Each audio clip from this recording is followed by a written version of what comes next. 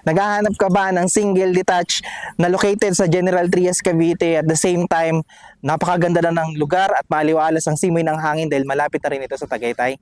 Perfect na perfect to for your big family. I-check nyo na po ito.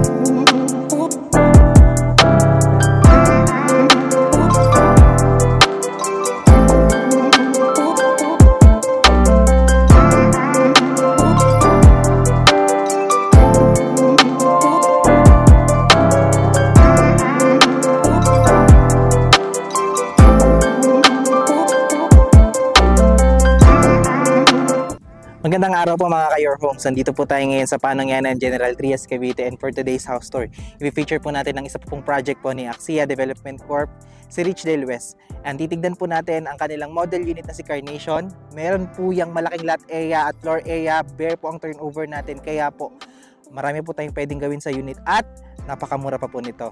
Pero bago po natin ito i-house tour, first, please make sure to subscribe sa aming YouTube channel and i-click na rin po yung notification bell para whenever na mag-upload po kami ng bagong YouTube house tour, maging updated po kayo dito. Kami rin po ay nasa Facebook, so please make sure to click like and follow para maging updated kayo sa aming mga postings. Again, ako po si Carlo Felices together with my wife sa likod po ng camera, and welcome po kayo to another Your Homes house tour.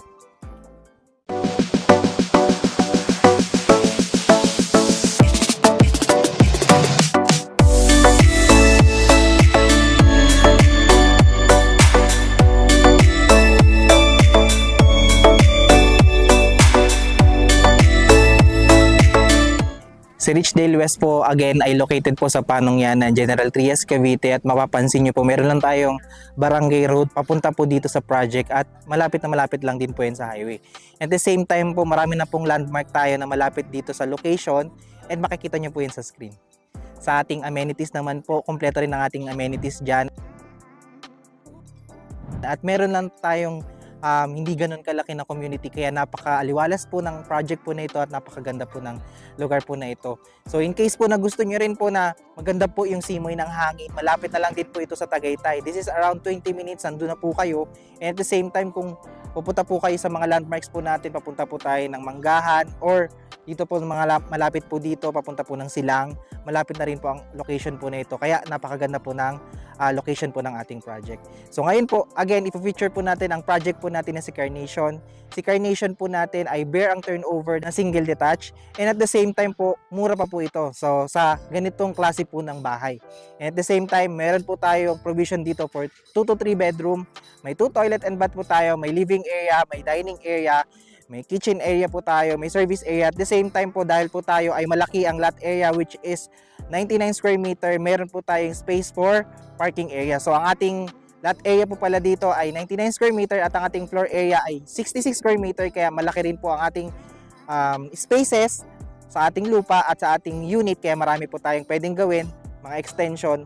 Pag-usapan po natin yan sa house tour po natin. So ano pa hinintay natin? Tingnan po natin ang bahay.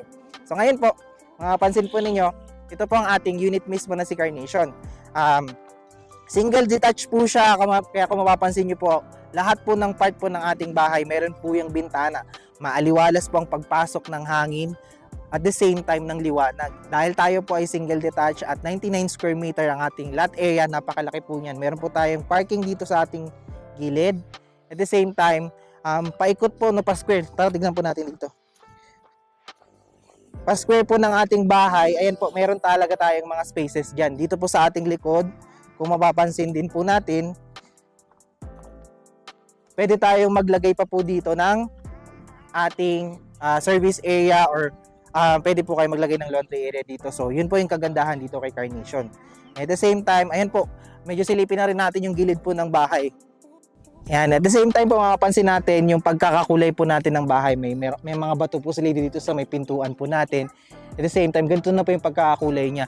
Pansin na pansin po yung mga kalakihan po ng ating bintana. Pagdating po talaga kay Axia po kasi malaki po sila maglalagay ng bintana. So nakita natin yung mga space dito sa labas, tignan naman po natin ang loob. Tara!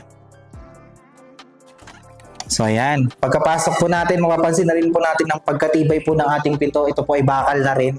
At yung hamba natin, bakal na rin po yan. So, hindi po siya yung standard na pinto, yung sukat niya. Medyo mas malaki siya sa standard. So, ito na po yung turnover po ng ating pinto. Bakal na po, kaya safe na safe. At the same time po, pagpasok po natin, bubungad po sa atin yung space natin for the living area. So, dito po, nabanggit ko po kanina, no? Tayo po ay bare turnover. So, kung ano po yung makikita nyo ngayon sa ating house tour dito sa loob po ng bahay, ganun na ganun po ang pagkaka-turnover natin. So, this is the space for the living area. Kitang-kita po at mapapansin po natin yung laki ng mga bintana. Iglagay na lang po tayo ng kurtina dyan. Magandang-maganda na po yan. So, ang idea po dito, pwede po kayo maglagay dito ng sofa, pael, and dito nyo po pwedeng ilagay yung TV ninyo. Ayan siya. So, this is the space for the living area. At kung mapapansin nyo po, bago po tayo mag-proceed, ito po ang ating ceiling. Naka-steel deck na po tayo dyan, kaya matibay na rin po yan. And kung mapapansin nyo po pa talaga, pag kay Axia, kita-kita po yung mga poste ng bahay, mga biga. So, talagang matibay po ang pagkakatayo ng bahay. Conventional po yan. So, ngayon, dito naman ang ating space for the hilalim po ng hagdanan. Pwede nyo po itong gawing storage area. So, marami po kayo magagawa dito. Ako po, tontuwa po ako sa mga ganitong space kasi mahilig po ako sa mga lalagyan ng mga gamit ko, yung mga tools ba. So, yan, pwede nyo po siyang gawing storage area. And in this side naman po, we can put here yung ating pong dining area. Pwede po tayo maglagay dito ng 4-seater na dining table or 6-seater. Kasya-kasya po yun kasi malaki pa po yung space. So, ayan po. Dito na rin po located ang ating kitchen. And as you can see, ang ating kitchen countertop po ay naka-tiles na po yan. Meron na po tayong sink po dyan na stainless na po to. Kasama po dyan yung faucet ha. And at the same time, ganito na po yung pagkaka-turnover niya. So, pagagandahin na lang natin to. Ang kagandahan dito sa kanilang kusina, mapapansin po natin na meron din tayong bintana rito. Maganda po kasi pag naghuhugas kayo, may natural light na papasok po sa paghugas po ng inyong pinggan. At least kitang-kita po yung mga pinggan. So, ayan po. This is the space for your kitchen area. Sa katabi po nitong kitchen, mapapansin natin yung access po natin dito po sa pwede nating paggawa ng service area. And napakalaki pa po ng space ito at marami pa po kayong magagawa dyan. So ayan po ito po sa labas po ni Carnation dito po sa likod. Nakita po natin yung kanilang ground floor. Tignan po natin muna pala yung kanila pong toilet and bath. So, meron tayo again 2 toilet and bath dito. Ito po yung first na located sa ground floor. And as you can see, okay naman po ang kanyang space. May tiles na po yung sa turnover natin. Kasama po dyan yung mga fixtures natin. Meron na po tayong shower. Nakasama po sa turnover. May toilet. May lavatory. May toilet paper holder na rin po tayo dyan. At may soap holder po tayo dito sa banda dito. So, ayan. Kung mapapansin nyo rin po, wala lang po siyang finish dito at saka pintura. Pero, medyo konti na lang po yung pagkagawa niya dito sa CR. At the same time, may ventilation na rin po tayo owning na bintana. Ang ating pintuan po dito ay PVC plastic door na rin po. So, ayan po, mas safe na rin po siya sa basa. So, ngayon, nakita po natin dito sa ground floor, bago po natin nakitin ng taas, ito po ang kanilang turnover naman po ng hagdan. Mapansin nyo po tayo po ay naka-tubular dyan at bakal na rin po yan. Matibay na rin naman po ito. And at the same time, para po siyang yung kaya medyo mas matipid po yung ginamit nilang space sa pagtayo po or nandito po sa Carnation natin ng kanilang hagdanan. Mapansin nyo rin po, tayo po ay cemented na sa bawat tapakan po sa steps po ng ating bahay. So tara, tignan po natin ang second floor. So ayan, pag-akit naman po natin, ang luwag po ng ating hagdanan kaya po maganda po ang pag-akit po natin. Hindi po tinipid yung space pagdating sa ating hagdanan. At meron po tayong mga spaces dito na libre. Dito po sa side na to, pwede tayo maglagay dyan ng family picture canvas para mas pagandahin po natin ito. At the same time, dito po sa ating hagdanan, meron po tayong fixed. Actually, owning po ito na bintana. Pagpasok pa rin po ng hangin, ang ganda po. No? So, may natural light na po tayo sa pag-akit po natin ng hagdanan. At the same time, may maganda pa po yung pagpasok po ng hangin kasi pwede po siyang buksan. Now, pag-akit po natin, bubungad po na sa atin yung ating space for the second floor. And as you can see po, no, laki po niya. This is provision for 2 to 3 bedrooms kaya kung gusto niyo po siyang gawing 2, kahit nga po 4, depende po sa inyo. pwede nyo po itong gawin dito dahil tayo po ay merong 66 na floor area. So as you can see po, pwede po tayo maglagay dito ng isang bedroom, yung second bedroom po natin dito, and yung third bedroom pwede po dyan sa kung nasan po yung nagkukuha po ng camera. So as we can see din po, dahil tayo ay single detached, lahat po ng sided ng ating bahay meron niyang bintana. So ang ganda po ng pagpasok po ng hangin at ng liwanag, at maaliwalas na maaliwalas po ito.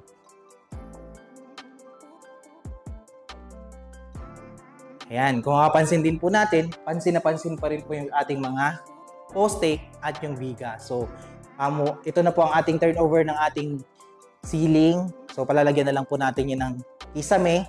At the same time po, kung mapapansin nyo, ready na rin po yung ating mga switches dyan para sa ating mga ilaw.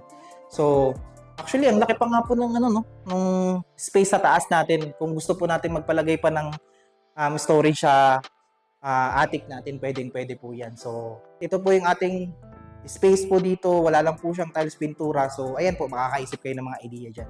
Anyway, meron din po kayong mga suggestions dyan kung in case po may mga picture tayo. And then, bago po tayo mag-proceed dito po, titignan natin yung kanilang second toilet and bath.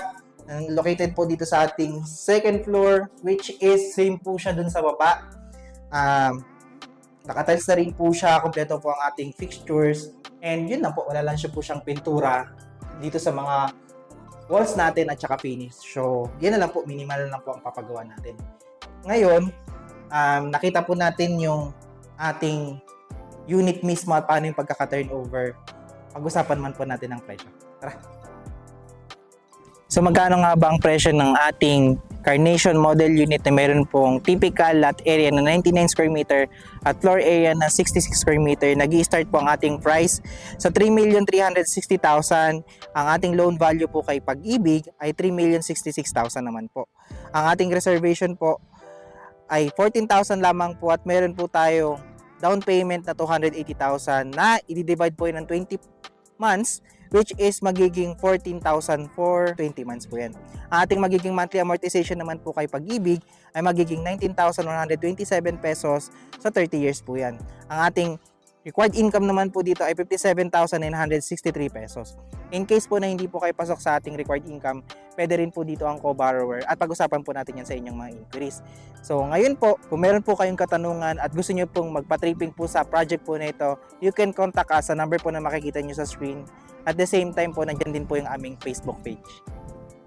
Kaya kung kayo po ay naghahanap ng single attached or single detached na bahay na located lang sa General Trias at maganda po ang simoy ng hangin dahil malapit na po ito sa Tagaytay, and at the same time po malapit po sa mga landmarks at napaka-accessible ng lugar dahil malapit na rin po sa highway at perfect for your growing family, i-check nyo na po ito.